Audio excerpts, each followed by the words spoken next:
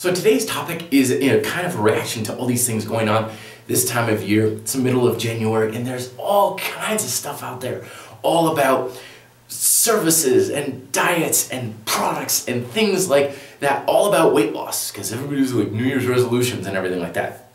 This stuff kind of drives me a little crazy because there is absolutely no connection whatsoever to you spending money and weight loss. It was funny because I was with my sister over the holidays and there was a weight loss ad. It was something like lose 10 pounds for $5 or something.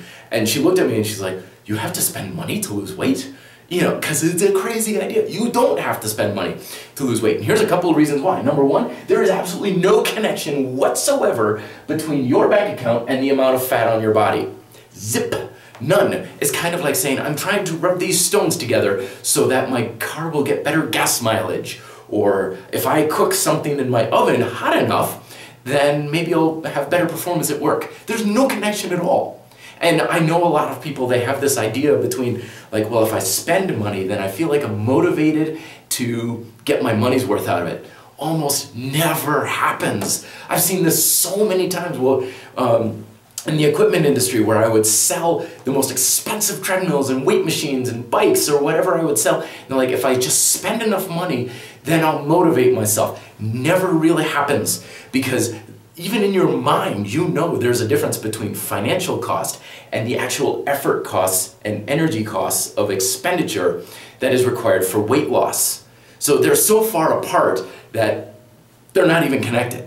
So no, you don't have a better chance of losing more weight if you spend more money. Number two, weight loss and healthy foods, because I hear this a lot where people will be like, oh, but it's expensive to lose weight. Oh, but healthy food is more expensive. The thing is, fat loss on your body is about calories. It's not at all about health food. Yeah, sure, a lot of healthy foods and stuff like that. You know, there's some science linking to it, but isn't it interesting how these days healthy foods are typically low-calorie foods that we equate to being healthy because we're losing weight? Not too long ago, things that didn't really bring many calories to the table were considered fairly unhealthy.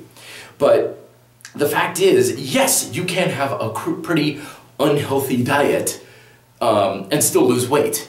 You know, it's about calories. It's not about free-range chicken or organic tomatoes or anything like that. That stuff is still great. It's good. You know, the higher nutritional content, that's all fine and good. Go for it. But there is nothing out there saying that, okay, you're now eating free-range beef, you're going to lose weight. No. It's very possible to have a very healthy diet and never lose a pound.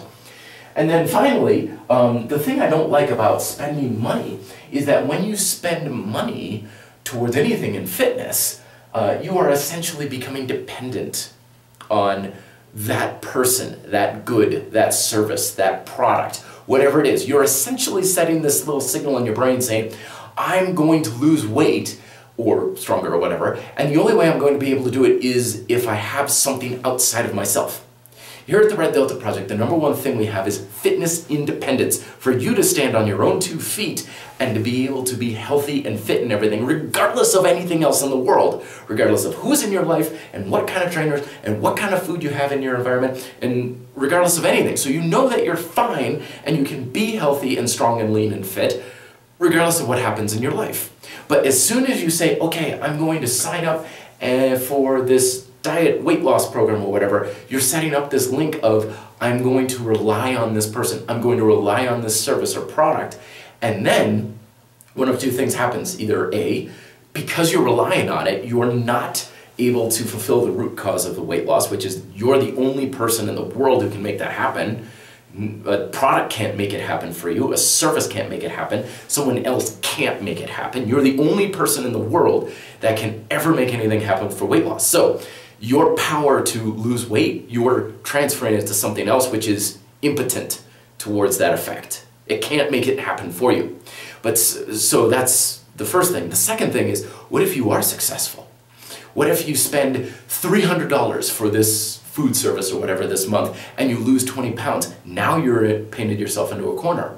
Now you said, okay, I've lost weight, that's great. Now I have to keep spending this money, and I have to keep eating this food, which I don't really like, and I have to depend on this company, which may go bankrupt, and I have to depend on these people who really don't care that much about me in order to keep the weight off. Now you're dependent, and now your results are at the mercy of other people, other products, other things that you have to keep spending money and effort on.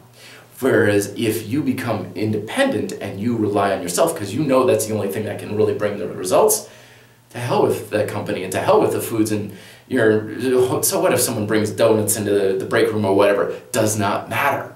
So that's my things. There's no money on weight loss. Weight loss does not always equal more expensive food, and it breaks the dependence upon spending money to lose the weight loss. Thoughts down below. Until then, be fit, live free.